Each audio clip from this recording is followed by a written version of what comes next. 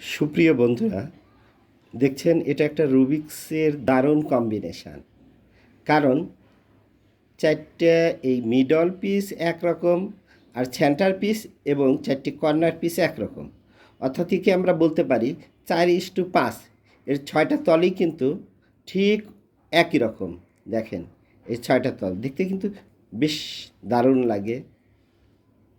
এই দিকেও এই পিঠ দেখেন 6টা তল একই রকম। এটা কিন্তু করা খুবই সহজ।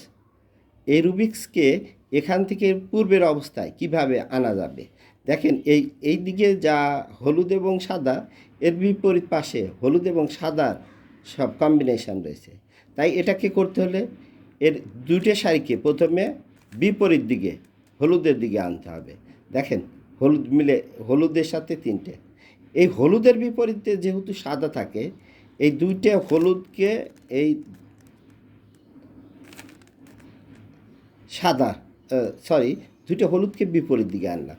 এই হলুদ এবং এই সাদা মিলে গেছে।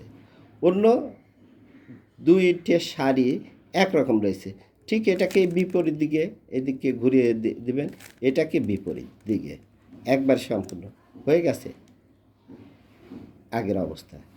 বন্ধুরা, এটা করার খুবই সহজ। আমি আবার নিয়মটা দেখিয়ে দিচ্ছি। এর দুইটা শাড়িকে একবার পিছন দিয়ে এই হলুদের দিকে দেবে। দেখেন এই সাদার অপোজিটে বিপরীত পাশে হলুদ, এই দুইটা শাড়িকে এই বিপরীত হলুদের দিকে আনলেন। তারপর এই দুইটা শাড়িকে এর পাশের দুইটা, এই যে এই পাশের দুইটা শাড়িকে ঠিক বিপরীত দিকে এই সাদার দিকে আনলেন। দেখেন হয়ে গেছে এই সাদা আর হলুদ। ঠিক আছে, এই সাদা আর হলুদ দুই অপোজিটে হয়েছে, এদিকে হয় না এদিকে।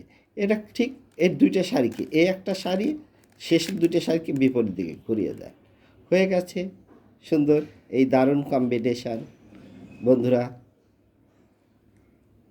প্রিয় বন্ধুরা, ভালো লাগলে অবশ্যই একটি লাইক দিবেন। ধন্যবাদ আপনাদের সবাইকে।